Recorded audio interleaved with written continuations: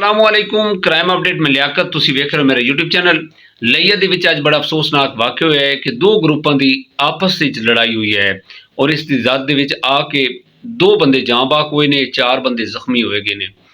ਮੁਕੰਮਲ ਤਫਸੀਲ ਨਾਲ ਤੁਹਾਡੇ ਨਾਲ ਡਿਸਕਸ ਕਰਾਂਗੇ। ਸਾਡੇ ਇਸ ਚੈਨਲ ਨੂੰ ਸਬਸਕ੍ਰਾਈਬ ਕਰੋ, ਬੈਲ ਆਈਕਨ ਬਟਨ ਨੂੰ ਪ੍ਰੈਸ ਕਰੋ ਔਰ ਕਮੈਂਟ ਦੇ ਵਿੱਚ ਇਜ਼ਹਾਰ ਖਿਆਲ ਲਾਜ਼ਮੀ ਕਰਨਾ। जी दोस्तों, आए दिन कहीं ना कहीं किसी न किसी जगह ते इस तरह के हादसात रूनमा हो रहे हैं, लड़ाइयाँ झगड़े हो रहे हैं, लेकिन जिहड़ा असला तान के अगले बंदे नूं जनाब मौत के घाट उतारना ये बड़ी दुख की गल है। अज जिहड़ी तुहाडे नाल डिस्कस करांगे ना, लईया चौक आजम फैसलाबाद रोड है, इत्थे अफसोसनाक वाक़या है कि दो ग्रुपों की इत्थे लड़ाई हुई है। कुछ अरसा पहले इन्हां दी जिहड़ी जाती रंजिश की बिना ते लड़ाइयाँ छोटी मोटी होंदियां सी, लेकिन अज इन्हां एक ग्रुप नूं जिहड़ा ना मौका मिलिया है ते उन्हें कहा जनाब अज असां इन्हां नूं नहीं जाण देना। उत्थे इन्होंने धावा बोलिया जनाब इस चौक दे विच फायरिंग शुरू कर दी है। वीडियो बड़ी वायरल हुई है और देखा जा रहा है कि जो बंदा उन्हां दे नाल सफाक हरकत कर रहा है, मीन है कि वह बेचारा जमीन ते उहदे कोलों जिंदगी की भीख मंग रहा है, लेकिन हुण उहदे इख्तियार है, अल्लाह ताला माफ़ करे।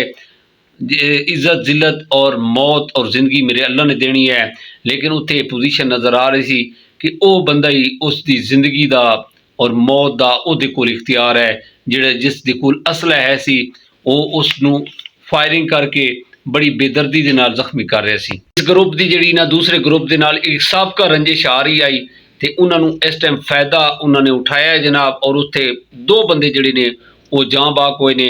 एक शहजाद गुजर है सी और दूसरा कासिम खान, और जिहड़े जख्मी हुए ने वो चार बंदे हुए ने, इब्राहिम खान, रहीम खान, आमिर रंधावा और हसनैन। मुलजमान जनाब काफ़ी देर उत्थे रहे ने, तकरीबन वीडियो दे विच 4-5 मिनट लग रहा है, तो हो सकता है कि काफ़ी देर उत्थे रुके होण। बाद दे विच जनाब वो हवाई फायरिंग करते हुए फरार हुए ने। एक जनाब जिहड़ा बेचारा है सी शहजाद गुजर साहब, एक निजी टीवी चैनल दे विच रिपोर्टर है सन, जिहड़े इस लड़ाई की जद दे विच आ गए हैं जनाब और जां बाक हो गए। बाद दे विच लोकां ने कॉल की थी 153112 ते कॉल हुई जनाब, पुलिस ने जनाब फिल फॉर रिस्पॉन्स किया है, और दूसरे ग्रुप जिहड़ा है सी ना धावा बोलण वाला, उन्हां दे दो बंदे जिहड़े ने ना वो मौके ते गिरफ्तार कर लिते ने।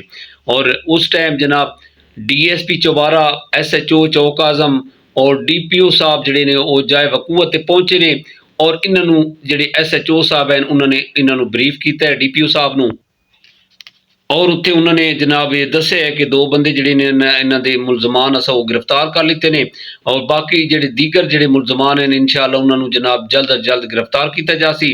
और बाकी ओवरऑल इलाके दे विच जनाब बाकी जिहड़े चौक है सन उत्थे पुलिस ने नाकाबंदी शुरू कर दी है, और DPO साहब ने उस टाइम ब्रीफ किया है कि मुलजमान नूं पकड़ के उन्हां दे खिलाफ सख्त से सख्त जिहड़ी है कार्रवाई अमल विच लाई जाएगी। जी दोस्तों, कितना यकीन करो कि अज अफसोस हो रहा है इस एरिए दे विच जनाब खून दी नदियां बहियां ने। दो बंदे जिहड़े ने वो बेकसूर हैं जनाब, और उन्होंने मौत के घाट उतार दिता गया है। ये जिहड़े बेचारे शहजाद गुजर साहब हैं, एक निजी टीवी चैनल के रिपोर्टर हैं जिहड़े इस लड़ाई की जद दे विच आए ने, और इन्होंने जां बाक किया गया है। बाकी FIR जिहड़ी है नामालूम मुलजमान के खिलाफ कटी गई है, और देखने है कि यह जिहड़ा केस है ये CCD दे हैंड ओवर होंदा है या कि नहीं होंदा।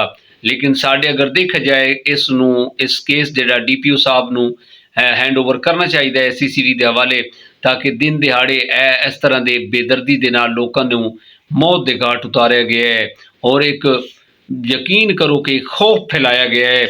उस चौक दे विच जिहड़ी वो पोजीशन देखी जा रही है, वीडियो तुसां देखी हो सी कि लोग बड़े सहम गए हैं।